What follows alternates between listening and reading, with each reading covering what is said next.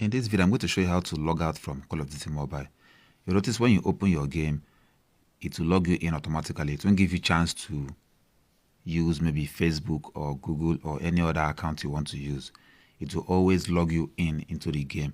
So if you want to log out in Call of Duty Mobile, here's how to do it.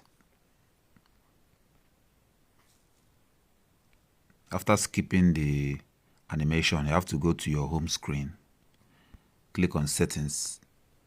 Go to User Settings.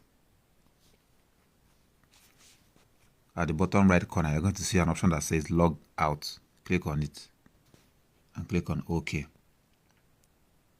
It's going to log you out from your account.